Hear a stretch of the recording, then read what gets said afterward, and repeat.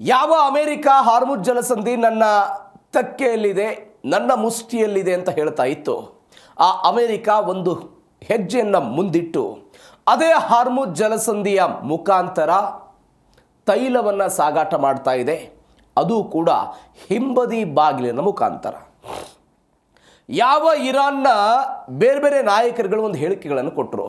America ನನ್ನ ಮೇಲೆ ಯುದ್ಧ ಮಾಡ್ತು, ಇಸ್ರೇಲ್ ನನ್ನ ಮೇಲೆ ಯುದ್ಧ ಮಾಡ್ತು, ನಾವು ಆರ್ಥಿಕವಾಗಿ ಕುಸಿತ ಆಗಿಬಿಟ್ಟಿದ್ದೀವಿ ಅಂತ ಒಂದು ವಿಶ್ಲೇಷಣೆ ಆಯಿತು. ಇರಾನ್ನಲ್ಲಿ ಹಸಿವು ಕಾಡ್ತಾ ಇದೆ, ಇರಾನ್ನಲ್ಲಿ ಮೂಲಭೂತ ಸೌಕರ್ಯಗಳ ಕೊರತೆ ಆಗ್ತಾ ಇದೆ, ಔಷಧಗಳ ಕೊರತೆ ಆಗ್ತಾ ಇದೆ, ನಮಗೆ ತೈಲವನ್ನೇ ರಫ್ತು ಮಾಡೋದಕ್ಕೆ ಸಾಧ್ಯವಾಗದಂತಹ ಪರಿಸ್ಥಿತಿಯನ್ನು ಅಮೇರಿಕ ಮತ್ತು ಇಸ್ರೇಲ್ನವರೆಲ್ಲರೂ ಕೂಡ ಸೃಷ್ಟಿ ಮಾಡಿದ್ದಾರೆ ಎನ್ನುವಂಥ ಚರ್ಚೆಗಳು ನಡೀತಾ ಇದ್ದಂಥ ಈ ಸಮಯದಲ್ಲಿ ಇರಾನ್ನವರು ಹೇಳಿದರು, ನಾವು 7 ದೇಶಗಳ ಜೊತೆಗೆ ಗಡಿಯನ್ನು ಹಂಚಿಕೊಂಡಿದ್ದೀವಿ, ನಮ್ಗೆ ಯಾವುದೇ ಸಮಸ್ಯೆ ಆಗಿಲ್ಲ, ಎಲ್ಲ ಅನುಕೂಲಗಳು ಕೂಡ ಇರಾನ್ಗೆ ಸಿಕ್ಕಿದೆ ಅಂತ ಅವರು ಹೇಳಿಕೆಗಳ ಕೊಡೋ ಪ್ರಯತ್ನ ಆಯಿತು. ಇದು ಒಂದು.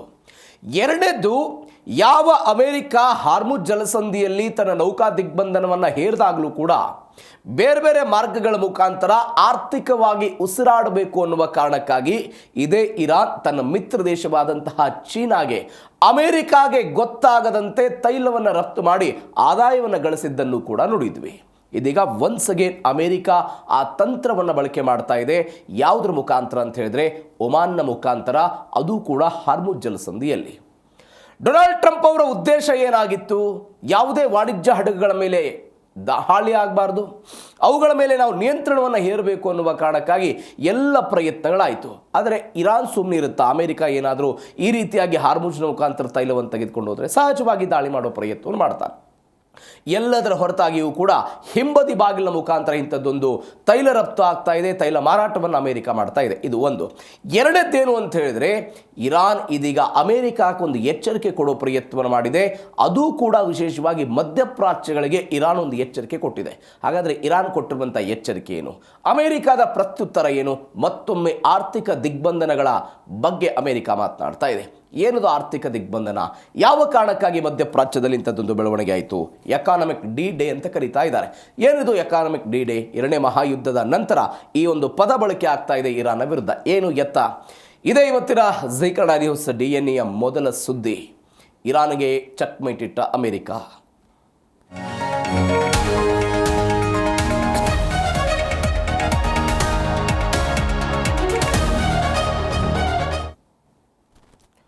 ಅಮೆರಿಕ ಅಧ್ಯಕ್ಷ ಡೊನಾಲ್ಡ್ ಟ್ರಂಪ್ ರಷ್ಯಾ ಮತ್ತು ಉಕ್ರೇನ್ ಯುದ್ಧ ಆದಂತಹ ಸಮಯದಲ್ಲಿ ಅಲ್ಲಿನ ಈ ಪಾಶ್ಚಿಮಾತ್ಯ ದೇಶಗಳು, ಅಂದರೆ ಯುರೋಪಿಯನ್ ಯೂನಿಯನ್ ಅಂತ ನಾವೇನು ಕರಿತೀವಿ, ಅವರೆಲ್ಲರೂ ಕೂಡ ರಷ್ಯಾದ ಮೇಲೆ ದಿಗ್ಬಂಧನ ಹೇರಿದರು. ತೈಲ ಮಾರಾಟ $60 ಸೀಮಿತ ಆಗಬೇಕು, ತೈಲವನ್ನು ಯಾರು ಖರೀದಿ ಮಾಡಬಾರ್ದು, ಇತ್ಯಾದಿ ಇತ್ಯಾದಿ ಇಟ್ಟರು. ಒಂದು ಹೆಜ್ಜೆ ಮುಂದುವರೆದು ಅಮೆರಿಕ ಹೇಳ್ತು ಭಾರತಕ್ಕೆ, ನೀವು ರಷ್ಯಾದಿಂದ ತೈಲ ಖರೀದಿ ಮಾಡಿದರೆ ನೀವು 25% ದಂಡನಾತ್ಮಕವಾದಂಥ ಸುಂಕವನ್ನು ಹಾಕ್ತೀವಿ ಅಂತ. ಅದರ ವಿರುದ್ಧವಾಗಿಯೂ ಕೂಡ ಭಾರತ ತೈಲವನ್ನು ಖರೀದಿ ಮಾಡಿದ್ದನ್ನು ನೋಡಿದ್ವಿ.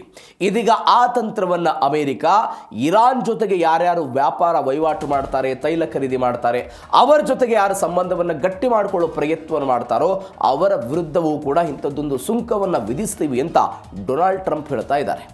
ಇದರರ್ಥ ಭಾರತಕ್ಕೆ ಚಹಾ ಸೇರಿದಂತೆ ಚಬಾಹಾರ ಎನ್ನುವಂಥ ಒಂದು ಯೋಜನೆಯನ್ನು ನಾವೇನು ಮಾಡ್ಕೊಂಡಿದ್ದೀವಿ, ಅದಕ್ಕೇನಾದರೂ ಏಟು ಬೀಳುತ್ತಾ? ನಾವು ಯಾಕಂದರೆ 2019 ಮೇಗಿಂತ ಮೊದಲು ಅತಿ ಹೆಚ್ಚು ತೈಲವನ್ನು ಇರಾನ್ನಿಂದ ರಫ್ತು ಮಾಡಿಕೊಳ್ಳುವಂಥ ಪರಿಸ್ಥಿತಿ ಇತ್ತು. ಆರ್ಥಿಕ ದಿಗ್ಬಂಧನ ಕಾರಣಗಳಿಗಾಗಿ ಅದನ್ನು ಕಡಿಮೆ ಮಾಡ್ಕೊಂಡಿದ್ದೀವಿ. ಒನ್ಸ್ ಅಗೇನ್ ಅಂಥದ್ದೇ ಆರ್ಥಿಕ ದಿಗ್ಬಂಧನಗಳು ಇರಾನ್ ಮೇಲೆ ಬರ್ತಾ ಇದೆ. ಏನಾಗುತ್ತೆ, ಏನು ಎತ್ತ? ಈ ಸ್ಟೋರಿಯಲ್ಲಿ ಡೀಟೇಲ್ ಆಗಿ ನೋಡ್ತಾ ಹೋಗೋಣ. ಹಾರ್ಮುಜ್ನಲ್ಲಿ ಟ್ರಂಪ್ ಸೀಕ್ರೆಟ್ ಕಾರಿಡಾರ್. ಏನದು ಸೀಕ್ರೆಟ್ ಕಾರಿಡಾರ್? ಹಿಂಬಾಗಿಲು ಓಪನ್ ಮಾಡಿದೆ ಅಮೆರಿಕದ ಸೇನೆ. ನಾವಾಗಲೇ ಹೇಳಿದೆ, ಹಾರ್ಮುಜ್ ಜಲಸಂಧಿಯಲ್ಲಿ ಈ ಹಿಂಬಾಗಿಲಿನ ಮುಖಾಂತರ ತೈಲವನ್ನು ರಫ್ತು ಮಾಡೋದು, ತೈಲವನ್ನು ತೆಗೆದುಕೊಂಡು ಹೋಗೋದು. ಇರಾನ್ ಮತ್ತು ಒಮಾನ್ ವಾದದ ನಡುವೆ ಕಳ್ಳ ಹಾದಿಯನ್ನು ಅಮೆರಿಕ ಹಿಡಿದಿದೆ. ಪ್ರತಿ ರಾತ್ರಿ 15-20 ಟ್ಯಾಂಕರ್ಗಳ ಮುಖಾಂತರ ತೈಲ ಸಾಗಾಟ ಸಕ್ಸಸ್ ಆಗ್ತಾ ಇದೆ.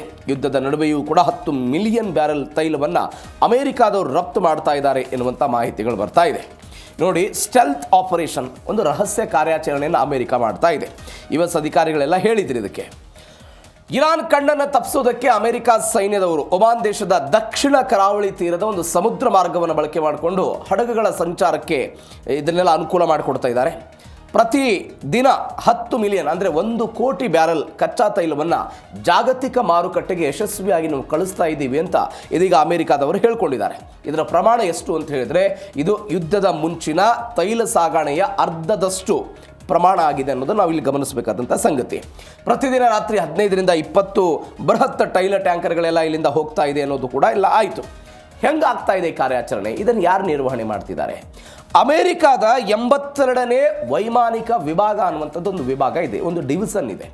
ಆ ಡಿವಿಷನ್ ಅವರು ಈ ಕಾರ್ಯಾಚರಣೆಯ ನೇತೃತ್ವವನ್ನು ತೆಗೆದುಕೊಂಡು ಇರಾನ್ನ ಕ್ಷಿಪಣಿ ಡ್ರೋನ್ ದಾಳಿಗಳನ್ನು ಪತ್ತೆ ಹಚ್ಚುವುದಕ್ಕೆ US ವಾಯುಪಡೆ ಯುದ್ಧ ವಿಮಾನಗಳನ್ನು ನಿರಂತರವಾಗಿ ಆಕಾಶದಲ್ಲಿ ಗಸ್ತು ತಿರುಗುವಂತೆ ಮಾಡಿ ಇಲ್ಲಿ ರಾತ್ರೋರಾತ್ರಿಯಾಗಿ ತೈಲವನ್ನು ತೆಗೆದುಕೊಂಡು ಹೋಗಬೇಕಾದಂಥ ಒಂದು ಅನಿವಾರ್ಯತೆಯಲ್ಲಿ ಅವರೆಲ್ಲ ಇದ್ದಾರೆ. ಇದು ಒಂದು. ಎರಡನೇದ್ದು, US ಸೆಂಟ್ರಲ್ ಕಮಾಂಡ್ ಇತ್ತೀಚೆಗೆ ಒಂದು ಭೀಕರ ದಾಳಿಯಲ್ಲಿ ಇರಾನ್ನ ಕರಾವಳಿ ರಡಾರ್ ಪ್ರದೇಶ ಮತ್ತು ಈ ಕಣ್ಗಾಲು ವ್ಯವಸ್ಥೆಯನ್ನೆಲ್ಲ ಧ್ವಂಸಗೊಳಿಸಿತ್ತು. ಯಾವ ಕಾರಣಕ್ಕಾಗಿ? ಇದನ್ನು ಮಾಡಬೇಕು ಅನ್ನುವ ಕಾರಣಗಳಿಗಾಗಿ ಇದನ್ನೆಲ್ಲವನ್ನು ಕೂಡ ಮಾಡಿದ್ರು ಅಂತೆಲ್ಲವೂ ಕೂಡ ಹೇಳ್ತಾ ಇದ್ದಾರೆ. ಇವೆಲ್ಲದರ ಜೊತೆಗೆ ಡೊನಾಲ್ಡ್ ಟ್ರಂಪ್ ಒಂದು ಪುನರಪ್ಪಿ ಒಂದು ಹೇಳಿಕೆ ಕೊಡ್ತಾ ಇದ್ರು, ಇದು ಹಾರ್ಮುಜ್ ಜಲಸಂಧಿ ಅನ್ನೋದು ಅಮೆರಿಕಾಕ್ಕೆ ಸೇರಿದ್ದು ಅಂತ, ಅದರ ಭಾಗವಾಗಿ ಇಂಥದ್ದೊಂದು ಕಾರ್ಯಾಚರಣೆ ಆಗ್ತಾ ಇದೆ ಅಂತ. ಒಂದ್ಸಗೆ ನಾವು ಇತಿಹಾಸಕ್ಕೆ ಹೋಗೋಣ. 1980ರ ಟ್ಯಾಂಕರ್ ಯುದ್ಧ, ಇರಾನ್, ಇರಾಕ್, ಅಮೆರಿಕ ಎಲ್ಲ ಬೆಳವಣಿಗೆಗಳಾಗಿತ್ತು. ಆ ಸಮಯದಲ್ಲಿ ಒಂದು ಬೆಳವಣಿಗೆ ಏನಾಯಿತು ಅಂತ ಹೇಳಿದ್ರೆ, ಇರಾನ್ ಇರಾಕ್ ಯುದ್ಧದಲ್ಲಿ ಇರಾನ್ ತನ್ನ ಶತ್ರು ದೇಶಗಳಿಗೆ ಆರ್ಥಿಕ ನಷ್ಟ ಉಂಟು ಮಾಡಬೇಕು ಅನ್ನುವ ಕಾರಣಕ್ಕಾಗಿ ತೈಲವನ್ನು ಉತ್ಪಾದನೆ ಮಾಡದೆ ಅಥವಾ ಹಾರ್ಮುಜ್ ಜಲಸಂಧಿಯಲ್ಲಿ ಹೋಗ್ತಾ ಇದ್ದಂಥ ಸೌದಿ ಅರೇಬಿಯಾ ವಿರುದ್ಧ ಅಥವಾ ಅವರದ್ದೇನು ಹಡಗಿತ್ತು ಅದರ ಮೇಲೆ ಇರಾನ್ ಅವರು ಅಟ್ಯಾಕ್ ಮಾಡೋ ಪ್ರಯತ್ನವನ್ನು ಮಾಡಿದರು. ಕುವೈತ್ನ ತೈಲ ಟ್ಯಾಂಕರ್ಗಳ ಮೇಲೆ ದಾಳಿ ಮಾಡೋ ಪ್ರಯತ್ನವನ್ನು ಆಯಿತು. ಎಲ್ಲವೂ ಆದ ನಂತರ ಹಡಗುಗಳನ್ನು ಧ್ವಂಸ ಮಾಡೋದಕ್ಕೆ ಇರಾನ್ನವರು ಯಾವಾಗ ಹೋಗಿದ್ರು? 80ರ ದಶಕದಲ್ಲಿ ಹೋಯಿತು. ಇದು ಇವತ್ತಿಗೆ ಹೆಂಗೆ ಕನೆಕ್ಟಿವಿಟಿ ಆಗುತ್ತೆ ಅಂತ ಹೇಳಿದ್ರೆ, ಅವತ್ತು ಇದರ ವಿರುದ್ಧ ಅಮೆರಿಕ ಓಪನ್ ಆಪರೇಷನ್ ತೆಗೆದುಕೊಳ್ಳುತ್ತೆ. 1987ರಲ್ಲಿ ಆಪರೇಷನ್ ಅರ್ನೆಸ್ಟ್ ವಿಲ್ ಅಂತ ಒಂದು ಕಾರ್ಯಾಚರಣೆಯನ್ನು ತೆಗೆದುಕೊಂಡು ಕುವೈತ್ನ ಹಡಗುಗಳಿಗೆ ಅಮೆರಿಕ ಏನು ಮಾಡಿತ್ತು? ತನ್ನದೇ ಧ್ವಜವನ್ನು ಕೊಟ್ಟು ಇದು ಅಮೆರಿಕಾದ ಧ್ವಜ ಅಂತ ಯಾರಿಗೆ ಗೊತ್ತಾಗಬೇಕು? IRGC ಅವರಿಗೆ ಗೊತ್ತಾಗಬೇಕು. ಉದಾಹರಣೆಯಲ್ಲಿ ಕುವೈತ್ನ ದೇಶದ ಧ್ವಜವನ್ನು ಹೊಂದಿದ್ರೆ ಕುವೈತ್ ದೇಶದ ಹಡಗಿನ ಮೇಲೆ ದಾಳಿಯಾಗುವಂಥ ಅನಿವಾರ್ಯತೆ ಇರ್ತಿತ್ತು. ಆ ದಾಳಿಯನ್ನು ತಪ್ಪಿಸಬೇಕು ಅನ್ನುವ ಕಾರಣಕ್ಕಾಗಿ ಅಮೆರಿಕ 87ರಲ್ಲಿ ಏನು ಮಾಡ್ತು ಅಂತ ಹೇಳಿದ್ರೆ, ಈ ಪರ್ಯಾಯ ಮಾರ್ಗವನ್ನು ತೆಗೆದುಕೊಂಡು ತನ್ನ ದೇಶದ ಧ್ವಜವನ್ನು ಕುವೈತ್ನ ಹಡಗಿಗೆ ಕಟ್ಟುವ ಮುಖಾಂತರ ದಾಳಿಯಿಂದ ತಪ್ಪಿಸಿಕೊಳ್ಳುವ ಪ್ರಯತ್ನವನ್ನು ಮಾಡಿದ್ರು. Once again come to the point. ಇವತ್ತು ಹಾರ್ಮುಜ್ ಜಲಸಂಧಿಯನ್ನು ಬಂದ್ ಮಾಡಿದ್ದರ ಕಾರಣಕ್ಕಾಗಿ ಆರ್ಥಿಕವಾಗಿ ಜಾಗತಿಕವಾಗಿ ಕೆಲವೊಂದಿಷ್ಟು ಬೆಳವಣಿಗೆಗಳಾಗ್ತಾ ಇದೆ. ತೈಲ ಕೊರತೆಯನ್ನು ನಾವು ಎದುರಿಸ್ತಾ ಇದ್ದೀವಿ. ಸ್ವತಃ ಅಮೆರಿಕಾದಲ್ಲೇ ಇವತ್ತು ತೈಲದ ದರ ಗಗನಮುಖಿಯಾಗಿ ಏರಿಕೆ ಆಗ್ತಾ ಇದೆ. ಎಲ್ಲಕ್ಕಿಂತ ಹೆಚ್ಚಾಗಿ ಅಮೆರಿಕಾದ ಅಧ್ಯಕ್ಷ ಟ್ರಂಪ್ ಮಧ್ಯಂತರ ಚುನಾವಣೆ ಎದುರಿಸ್ತಾ ಇದ್ದಾರೆ. ಈ ಸಮಯದಲ್ಲಿ ಅತಿ ಹೆಚ್ಚು ತೈಲವನ್ನು ಅಮೆರಿಕಾದ ಮಾರುಕಟ್ಟೆಗೆ ಬಿಡಬೇಕಾದಂಥ ಅನಿವಾರ್ಯತೆ ಡೊನಾಲ್ಡ್ ಟ್ರಂಪ್ ಅವರಿಗಿದೆ. ಹೆಚ್ಚು ಕಡಿಮೆ ನಾಳೆ ಅಕ್ಟೋಬರ್ಗೆ ನಡೆಯುವಂಥ ಮಧ್ಯಂತರ ಚುನಾವಣೆಯ ಸಮಯದಲ್ಲಿ ಅಮೆರಿಕಾದ ತೈಲ ಬೆಲೆಗಳು ಮತ್ತಷ್ಟು ಗಗನಕ್ಕೇರಿದರೆ ಅದು ಟ್ರಂಪ್ ಅವರಿಗೆ ಹಿಂದೇಟನ್ನು ತಂದು ಬಿಡಬಹುದಾದಂಥ ಪರಿಸ್ಥಿತಿ ಕ್ರಿಯೇಟ್ ಆಗ್ಬೋದು.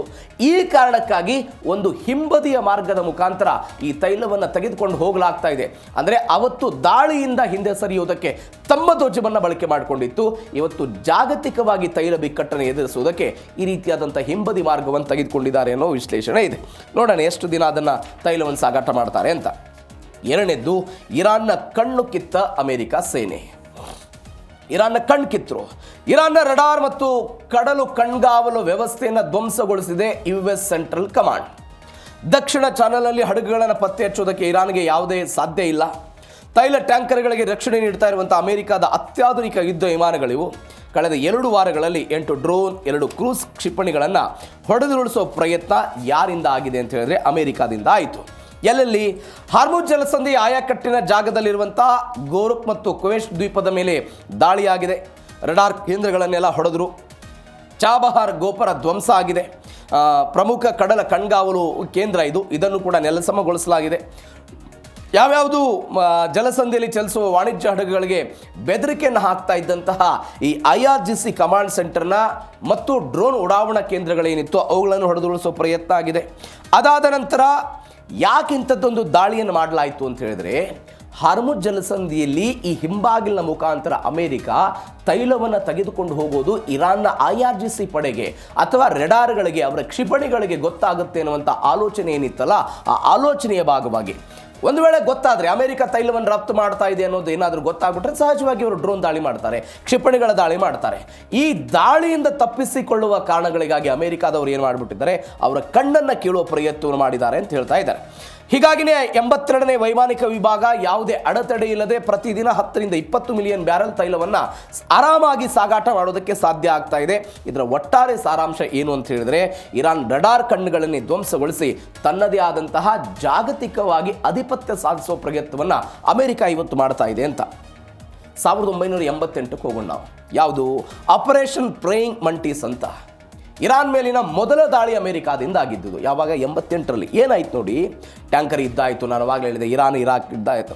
ಆ ಸಮಯದಲ್ಲಿ ಅಮೆರಿಕಾದ ಒಂದು ಯುದ್ಧ ನೌಕೆ ಏನಾಗ್ಬಿಡ್ತು, ಇರಾನ್ ಇದೇ ಹಾರ್ಮುಜ್ ಜಲಸಂಧಿಯಲ್ಲಿ ಅಳವಡಿಸಿದ್ದಂಥ ಒಂದು ಮೈನಿಗೆ, ನಾವೇನು ಬಾಂಬ್ ಅಂತ ಕರಿತೀವಿ, ಅದಕ್ಕೆ ಸಿಕ್ಕಾಕೊಳ್ಳೋ ಪ್ರಯತ್ನ ಆಯಿತು. ಹೀಗೆ ಸಿಕ್ಕಾಕೊಂಡಿದ್ದರ ನಂತರ ಮತ್ತೊಂದು ಪ್ರಯತ್ನದ ಭಾಗವಾಗಿ ಇರಾನ್ ಅವರು ಏನು ಮಾಡ್ತಾ ಇದ್ರು, ಕೇವಲ ಅಮೆರಿಕ ಅಲ್ಲ, ಯಾವುದೇ ದೇಶದ ಹಡಗುಗಳು ಹೋದರೂ ಕೂಡ ಅವುಗಳ ಮೇಲೆ ಅಟ್ಯಾಕ್ ಮಾಡಬೇಕು ಅಂತ ರಡಾರ್ ಕ್ಷಿಪಣಿ ವ್ಯವಸ್ಥೆಯ ಮುಖಾಂತರ ಅದನ್ನು ಪತ್ತೆ ಹಚ್ಚೋ ಪ್ರಯತ್ನವನ್ನು ಮಾಡ್ತಾ ಇತ್ತು. ಯಾರು? ಇರಾನ್ ಅವರು. ಯಾವಾಗ? ಈ ಟ್ಯಾಂಕರ್ ಯುದ್ಧದ ಸಮಯದಲ್ಲಿ. ಆವಾಗ ಅವರು ಏನು ಮಾಡಿದ್ರು ಅಂತ ಹೇಳಿದ್ರೆ, ಆಪರೇಷನ್ ಡೆಸರ್ಟ್ ಸ್ಟಾರ್ಮ್ ಅಂತ 1991ರಲ್ಲಿ ತೆಗೆದುಕೊಂಡು ಇವುಗಳನ್ನು ಸಂಪೂರ್ಣವಾಗಿ ಧ್ವಂಸಗೊಳಿಸುವ ಪ್ರಯತ್ನವನ್ನು ಮಾಡಿದರು. ಇದು ಒಂದು ಭಾಗ. ಎರಡನೇ ಭಾಗ ಏನಾಗುತ್ತೆ ಅಂತ ಹೇಳಿದ್ರೆ, ಇರಾಕ್ನ ಸರ್ವಾಧಿಕಾರಿ ಸದ್ದಾಮ್ ಹುಸೇನ್ ಇವರ ನೇತೃತ್ವದಲ್ಲಿ ಕುವೈತ್ ಮೇಲೆ ಆಕ್ರಮಣ ಆದಂತಹ ಸಮಯದಲ್ಲಿ ಯುದ್ಧದ ದಿನವೇ ಅಮೆರಿಕ ನೇರವಾಗಿ ಇರಾಕ್ನ ರಾಜಧಾನಿ ಬಾಗ್ದಾದ್ ಮೇಲೆ ದಾಳಿ ಮಾಡದೆ ಅವರ ರಡಾರ್ ಕೇಂದ್ರಗಳೇನಿದ್ದು, ಡ್ರೋನ್ ಕೇಂದ್ರಗಳೇನಿತ್ತು, ಕ್ಷಿಪಣಿ ಕೇಂದ್ರಗಳೇನಿತ್ತು, ಮೊದಲ ಹಂತದಲ್ಲಿ ಅವುಗಳನ್ನು ತಮ್ಮ ತೆಕ್ಕೆಗೆ ತೆಗೆದುಕೊಂಡು ಅವುಗಳನ್ನು ನಾಶಪಡಿಸಿ ಎರಡನೇ ಹಂತದಲ್ಲಿ ನೇರವಾಗಿ ದಾಳಿ ಮಾಡುವುದಕ್ಕೆ ಅಮೆರಿಕ ಅವತ್ತು ಆಲೋಚನೆ ಮಾಡಿತ್ತು. ಒನ್ಸ್ ಅಗೇನ್ ಅಂಥದ್ದೇ ತಂತ್ರವನ್ನು ಇವತ್ತು ಇರಾನ್ ವಿರುದ್ಧ ಅಮೆರಿಕವೂ ಕೂಡ ಬಳಕೆ ಮಾಡಿಕೊಳ್ತಾ ಇದೆ ಅಂತ. ಈಗ ನಾವು ಯಾವುದೋ ಒಂದು ಯುದ್ಧವನ್ನು ಮಾಡಬೇಕು ಅಥವಾ ಯಾವುದೇ ಒಂದು ಮಹತ್ವದ ಕಾರ್ಯವನ್ನು ಮಾಡಬೇಕು ಅಂತ ಹೇಳಿದ್ರೆ ಅದಕ್ಕೆ ಬೇಕಾದಂಥ ಒಂದು ಸಣ್ಣ ಸಣ್ಣ ಸಂಗತಿಗಳನ್ನು ಜೋಡಿಸ್ಕೊಳ್ತೇವಲ್ವಾ, ಅದೇ ರೀತಿಯಾಗಿ ಡೊನಾಲ್ಡ್ ಟ್ರಂಪ್ ಅವರ ಆಲೋಚನೆ ಕೂಡ ಹಾಗಿದೆ, ಅಥವಾ ಅಮೆರಿಕದ ಸೇನೆಯ. ಈಗ ನಾನೇನೋ ಕದ್ದು ತೆಗೆದುಕೊಂಡು ಹೋಗ್ತಾ ಇದ್ದೀನಿ ಅನ್ನೋದು ಮತ್ತೊಬ್ಬರಿಗೆ ಗೊತ್ತಾಯಿತು ಅಂತ ಹೇಳಿದ್ರೆ ಅವ್ರು ನಮ್ಮ ಮೇಲೆ ಅಟ್ಯಾಕ್ ಮಾಡ್ತಾರೆ. ಆ ಕದ್ದು ತೆಗೆದುಕೊಂಡು ಹೋಗ್ತಾ ಇರೋದು ನನ್ನ ಎದುರುಗಡೆ ಇರುವಂಥ ಅಥವಾ ನನ್ನ ಶತ್ರುಗೆ ಗೊತ್ತಾಗಬಾರ್ದು ಅನ್ನುವ ಕಾರಣಕ್ಕಾಗಿ, ಕದ್ದು ಇಟ್ ಮೀನ್ಸ್ ಯುದ್ಧದಲ್ಲಿ ಮತ್ತೊಂದು ದೇಶಕ್ಕೆ ಗೊತ್ತಾಗಬಾರ್ದು ಅನ್ನುವ ಕಾರಣಕ್ಕಾಗಿ ಅವರ ರಡಾರ್ ವ್ಯವಸ್ಥೆ ಏನಿದೆ ಅದನ್ನು ಧ್ವಂಸಗೊಳಿಸಿದರೆ ರಡಾರ್ನ ಮುಖಾಂತರ ನಾನೇನು ಮಾಡ್ತಾ ಇದ್ದೀನಿ ಅನ್ನೋದು ಗೊತ್ತಾಗಲ್ಲ. ಈ ಕಾರಣಕ್ಕಾಗಿ ಅದನ್ನು ಮಾಡಿದ್ರು ಅನ್ನೋದು ಅದೇ ಮಾರ್ಗವನ್ನು ಇವತ್ತು ಅಮೆರಿಕ ಇರಾನ್ ವಿರುದ್ಧ ಬಳಕೆ ಮಾಡಿದೆ. ಮತ್ತೊಂದು ಕಡೆ ಮಹತ್ವದ ಘೋಷಣೆಯಾಗಿದೆ, economic D-Day. D-Day it means deciding day ಅಂತ. ಮೊನ್ನೆ ಅಷ್ಟೇ ಡೊನಾಲ್ಡ್ ಟ್ರಂಪ್ ಅವರು ಹೇಳಿದ್ರು ಏನಂತ, ಆರ್ಥಿಕವಾಗಿ ಕಠಿಣ ದಿಗ್ಬಂಧನಗಳನ್ನು ಇದೇ ಇರಾನ್ ವಿರುದ್ಧ ಅಮೆರಿಕ ಹೇರುತ್ತೆ, ಹಿಂದೆಂದೂ ಕಾಣದಂತಹ ಆರ್ಥಿಕ ದಿಗ್ಬಂಧನಗಳು ಇರಾನ್ ಮೇಲೆ ಇರುತ್ತೆ ಅಂತ. ಯಾರು ಹೇಳಿದ್ರು? ಟ್ರಂಪ್ ಅವರು ಹೇಳಿಕೆ ಕೊಡೋ ಪ್ರಯತ್ನವನ್ನು ಮಾಡಿದ್ರು. ಇದೀಗ ಮತ್ತೊಮ್ಮೆ ಇತಿಹಾಸದಲ್ಲಿ ಅತ್ಯಂತ ಕಠಿಣ ಆರ್ಥಿಕ ಸಮರವನ್ನು ಡೊನಾಲ್ಡ್ ಟ್ರಂಪ್ ಸಾರಿದ್ದಾರೆ. ಇರಾನ್ ಜೊತೆ ವ್ಯವಹಾರ ನಡೆಸುವ ರಾಷ್ಟ್ರಗಳಿಗೂ ಟ್ರಂಪ್ ಡೆಡ್ಲಿ ವಾರ್ನಿಂಗ್ ಕೊಟ್ಟರು. ಬ್ಯಾಂಕಿಂಗ್, ಏರ್ಪೋರ್ಟ್, ವ್ಯಾಪಾರ, ಇರಾನ್ ಜೊತೆಗಿನ ಎಲ್ಲ ಸಂಬಂಧವನ್ನು ಕಟ್ ಮಾಡಬೇಕು. ತೈಲ ಕಳ್ಳ ಸಾಗಣೆ, ನಗದು ವರ್ಗಾವಣೆಗೆ ಬ್ರೇಕ್ ಹಾಕೋದಕ್ಕೆ ಶ್ವೇತಭವನ ಎಲ್ಲ ಸ್ಕೆಚ್ ಹಾಕಿದೆ. ಇರಾನ್ ಎಂದಿಗೂ ಪರಮಾಣುವನ್ನು ಹೊಂದೋದಕ್ಕೆ ಸಾಧ್ಯ ಇಲ್ಲ ಅಂತ ಡೊನಾಲ್ಡ್ ಟ್ರಂಪ್ ಅವರ ಮಾತು. ಎಕಾನಮಿಕ್ ಡಿ-ಡೇಯನ್ನು ಘೋಷಣೆ ಮಾಡಿದರು. ಅತ್ಯಂತ ಕಠಿಣವಾಗಿರುತ್ತೆ ಅಂತೆಲ್ಲ ಹೇಳಿದರು. ವಿದೇಶಿ ವಿನಿಮಯ ಕೇಂದ್ರಗಳನ್ನು ನಿಷೇಧ ಮಾಡ್ತೀವಿ, ತೈಲ ಕಳ್ಳ ಸಾಗಣೆ, ಕರೆನ್ಸಿ ಸ್ವಾಪ್ ಲೈನ್ಗಳು, ನಗದು ವರ್ಗಾವಣೆಗಳು ಎಲ್ಲವೂ ಕೂಡ ಬಂದಾಗಬೇಕು ಅಂತ. ಇದರ ಉದ್ದೇಶ ಏನು ಅಂತ ಹೇಳಿದ್ರೆ, ಇರಾನ್ನ ಆರ್ಥಿಕತೆ ಶೂನ್ಯಕ್ಕಿಳಿಬೇಕು. ಯಾವುದ್ರ ಮುಖಾಂತರ? ಇರಾನ್ ತಾನು ರಫ್ತು ಮಾಡುವಂತಹ ತೈಲ ಶೂನ್ಯಕ್ಕಿಳಿದು ಅದರ ಆರ್ಥಿಕ ಆದಾಯದ ಮೂಲಗಳೂ ಕೂಡ ಶೂನ್ಯಕ್ಕೆ ಬಂದು ಇರಾನ್ ಸಂಪೂರ್ಣವಾಗಿ ಆರ್ಥಿಕ ಕುಸಿತವನ್ನು ಕಾಣಬೇಕು ಅನ್ನುವಂಥ ಪರಮ ಉದ್ದೇಶ ಡೊನಾಲ್ಡ್ ಟ್ರಂಪ್ ಅವರದ್ದು ಇರೋ ಕಾರಣಗಳಿಗಾಗಿ ಇಂಥದ್ದೊಂದು ಎಕಾನಮಿಕ್ ಡಿ-ಡೇಯನ್ನು ಘೋಷಣೆ ಮಾಡಿದ್ದಾರೆ ಅಂತೆಲ್ಲ ಹೇಳ್ತಾ ಇದ್ದಾರೆ. ಯಾರಾದರೂ ಇರಾನ್ ಜೊತೆಗೆ ವ್ಯಾಪಾರ ವಹಿವಾಟವನ್ನು ಮುಂದುವರಿಸಿದರೆ ಆ ಯಾವುದೇ ದೇಶದ ಉತ್ಪನ್ನಗಳ ಮೇಲೆ ಅಮೆರಿಕ 25% ಭಾರಿ ವ್ಯಾಪಾರ ಸುಂಕವನ್ನು ಹೇರುತ್ತೆ ಅಂತ ಡೊನಾಲ್ಡ್ ಟ್ರಂಪ್ ಅವರು ಹೇಳಿದರು. ನಾನು ನಿಮ್ಗೆ ಆವಾಗಲೇ ರಷ್ಯಾ ಮತ್ತು ಭಾರತದ ಉದಾಹರಣೆಯನ್ನು ಕೊಟ್ಟೆ. ಆಸ್ ಇಟ್ ಈಸ್ ಅಜೆ. ಇದೇ ವಿಚಾರಕ್ಕೆ ಸಂಬಂಧಪಟ್ಟಂತೆ ಅಬ್ಬಾಸ್ ಅರಾಗ್ಜಿ ಮಾತನಾಡಿದ್ರು, ಇರಾನ್ನ ವಿದೇಶಾಂಗ ಸಚಿವ. ಅಮೆರಿಕದ ಈ ಘೋಷಣೆ ಕೇವಲ ಒಂದು ರಾಜಕೀಯ ಗಿಮಿಕ್ ಮತ್ತು ದಿಕ್ಕು ತಪ್ಪಿಸುವಂತಹ ತಂತ್ರ ಅಂತ ಎಲ್ಲ ಘೋಷಣೆ ಹಾಕಿದ್ರು. ಆದರೆ ನೀವು ನೋಡಿ, ಅಮೆರಿಕ ಇಷ್ಟು ದಿನಗಳ ಕಾಲ ಆರ್ಥಿಕ ದಿಗ್ಬಂಧನವನ್ನು ಹೇರಿರುವ ಕಾರಣಕ್ಕಾಗಿ 88% ಅಧಿಕ ಹಣದುಬ್ಬರವನ್ನು ಇರಾನ್ ಈಗಾಗಲೇ ಅನುಭವಿಸ್ತಾ ಇದೆ, ಎದುರಿಸ್ತಾ ಇದೆ. ಇದರ ಹೊರತಾಗಿಯೂ ಕೂಡ ಮತ್ತೊಮ್ಮೆ ಹೇಳ್ತಾ ಇದ್ದಾರೆ ಎಕಾನಮಿಕ್ ಡಿ-ಡೇ ಅಂತ. ಈ ಪದ ಬಳಕೆ ಆಯ್ತಲ್ಲ, ಎಕಾನಮಿಕ್ ಡಿ-ಡೇ ಅಂತ. ಏನಿದೆ ಎಕಾನಮಿಕ್ ಡಿ-ಡೇ? 1944 ಜೂನ್ 6ನೇ ತಾರೀಕು ಒಂದು ಘಟನೆ ಆಗುತ್ತೆ. ಅದಕ್ಕೆ ಡಿ-ಡೇ ಅಂತ ಕರೀತಾರೆ. ಏನು ಡಿ-ಡೇ ಅಂತ ಕರೆದ್ರು ಅಂತ ಹೇಳಿದ್ರೆ, ಜಂಟಿ ಮಿಲಿಟರಿ ಆಪರೇಷನ್. ಯಾರ ವಿರುದ್ಧ? ಜರ್ಮನಿಯ ಹಿಟ್ಲರ್ ವಿರುದ್ಧ. ಜರ್ಮನಿಯ ಹಿಟ್ಲರ್ ವಿರುದ್ಧ ಅಮೆರಿಕ ನೇತೃತ್ವದ ಮಿತ್ರ ಪಡೆಗಳೇನಿದಾರಲ್ಲ, ಏಕಾಏಕಿಯಾಗಿ ಎರಡನೇ ಮಹಾಯುದ್ಧದ ಸಮಯದಲ್ಲಿ ಅಮೆರಿಕ, ಬ್ರಿಟನ್, ಕೆನಡಾ ಇವರೆಲ್ಲರೂ ಕೂಡ ಒಳಗೊಂಡು ಜರ್ಮನಿಯ ಹಿಟ್ಲರ್ ವಿರುದ್ಧ ದಾಳಿಯಾಯಿತು. ಯಾವ ಕಾರಣಕ್ಕಾಗಿ? ಹಿಟ್ಲರ್ ಏನು ಮಾಡಿದ, ಯುರೋಪ್ನ ಕೆಲ ಪ್ರದೇಶಗಳು, ಫ್ರಾನ್ಸ್ನ ಕೆಲ ಪ್ರದೇಶಗಳನ್ನು ತನ್ನ ವ್ಯಾಪ್ತಿಗೆ ತೆಗೆದುಕೊಳ್ಳುವ ಪ್ರಯತ್ನವನ್ನು ಮಾಡಿದ, ತನ್ನ ವಶಕ್ಕೆ ತೆಗೆದುಕೊಳ್ಳುವ ಪ್ರಯತ್ನವನ್ನು ಮಾಡಿದ. ಆಗ ಮಿತ್ರ ಪಡೆದವರು ಏನು ಹೇಳಿದರು ಅಂತ ಹೇಳಿದರೆ, ಡಿ-ಡೇ ಅಂತ ಕರೆ ಕೊಟ್ಟರು. ಡಿ-ಡೇ ಅಂತ ಹೇಳಿದರೆ ಎಲ್ಲರೂ ಒಗ್ಗಟ್ಟಾಗಿ ಬಂದು ಸಮನಾದ ಶತ್ರುವನ್ನು ಎದುರಿಸುವಂತಹ ದಿನ. ಇದರ ಪರಿಣಾಮ ಹೆಂಗಾಯಿತು ಅಂತ ಹೇಳಿದ್ರೆ, ಜೂನ್ 6ನೇ ತಾರೀಕಿಗೆ 1,56,000 ಮಿತ್ರ ಪಡೆಗಳು ಹಿಟ್ಲರ್ನ ವಿರುದ್ಧ ನೇರವಾದಂಥ ಯುದ್ಧಕ್ಕೆ ಬಂದರು. ಪರಿಣಾಮವಾಗಿ ಹಿಟ್ಲರನ್ನು ಸೋಲಿಸುವ ಹಂತಕ್ಕೆ ಆವತ್ತಿನ ಯುದ್ಧ ಹೋಗಿದ್ದು ಇವತ್ತು ಇತಿಹಾಸ. ಒನ್ಸ್ ಅಗೇನ್ ಇವತ್ತು ಅಮೆರಿಕ ಹೇಳ್ತಾ ಇದೆ, ಅವತ್ತು 1,56,000 ಸೈನಿಕರು ಬಂದು ಹಿಟ್ಲರ್ನ ವಿರುದ್ಧ ಹೋರಾಟ ಮಾಡಿದ್ವಿ, ಇವತ್ತು ಇರಾನ್ ವಿರುದ್ಧ ನೇರವಾದಂಥ ಹೋರಾಟ ಅಲ್ಲ, ಅದರ ಬದಲಾಗಿ ಎಕಾನಮಿಕ್ ಡಿ-ಡೇ ಮಾಡೋಣ, ಆರ್ಥಿಕ ಕಠಿಣ ನಿರ್ಬಂಧನಗಳನ್ನು ಹೇರೋಣ ಎನ್ನುವಂತಹ ಪದವನ್ನು ಬಳಕೆ ಮಾಡುವ ಕಾರಣಕ್ಕಾಗಿ ಎರಡನೇ ಮಹಾಯುದ್ಧದ ಈ ಪದವನ್ನು ಇದೀಗ ಡೊನಾಲ್ಡ್ ಟ್ರಂಪ್ ಬಳಕೆ ಮಾಡಿದ್ದಾರೆ. ನೋಡೋಣ ಅದು ಎಷ್ಟರ ಮಟ್ಟಿಗೆ ವರ್ಕೌಟ್ ಆಗುತ್ತೆ ಅಂತ. ಇವೆಲ್ಲದರ ನಡುವೆ ಇರಾನ್ ಎನ್ನುವಂಥ ಒಂದು ದೇಶ ಅಮೆರಿಕ ಮಾತ್ರವಲ್ಲದೆ ಕೊಲ್ಲಿ ರಾಷ್ಟ್ರಗಳಿಗೂ ಕೂಡ ಓಪನ್ ಥ್ರೆಟ್ ಹಾಕ್ತಾ ಇದೆ. ಅಮೆರಿಕಕ್ಕೆ ನೆರವು ನೀಡಿದರೆ ಪರಿಣಾಮವನ್ನು ಎದುರಿಸಬೇಕಾಗುತ್ತೆ ಅಂತ ಇರಾನ್ ಕಮಾಂಡರ್ ಎಚ್ಚರಿಕೆ ಕೊಟ್ಟರು. UAE ಮತ್ತು ಮಿತ್ರ ರಾಷ್ಟ್ರಗಳ ಮೇಲೆ ದಾಳಿಯನ್ನು ತೀವ್ರಗೊಳಿಸುವುದಕ್ಕೆ ಇರಾನ್ ಒಂದು ಸಂಚನ್ನು ರೂಪಿಸ್ತಾ ಇದೆ. 50% ಹಾರ್ಮುಜ್ ಜಲಸಂಧಿಯಲ್ಲಿ ಓಡಾಡ್ತಾ ಇದ್ದಂಥ ಹಡಗುಗಳ ಪ್ರಮಾಣ ಎಲ್ಲ ಕಡಿಮೆ ಆಗಿಬಿಟ್ಟಿದೆ. ಕ್ಷಿಪಣಿ ದಾಳಿಯ ಭೀತಿಯಿಂದ ಪರ್ಯಾಯ ಮಾರ್ಗವನ್ನು ತೈಲ ಟ್ಯಾಂಕರ್ಗಳೆಲ್ಲ ಹುಡುಕ್ತಾ ಇದ್ದಾರೆ. ಕೊಲ್ಲಿಯನ್ನು ತನ್ನ ಯುದ್ಧದ ಅಖಾಡವನ್ನು ಮಾಡಿಕೊಳ್ಳೋದಕ್ಕೆ ಇರಾನ್ ಸೇನೆ ಇದೀಗ ಮುಂದಾಗ್ತಾ ಇರುವಂಥ ಬೆಳವಣಿಗೆ. ನಾನು ಇದನ್ನು ಅನೇಕ ಬಾರಿ ಹೇಳಿದ್ದೀನಿ.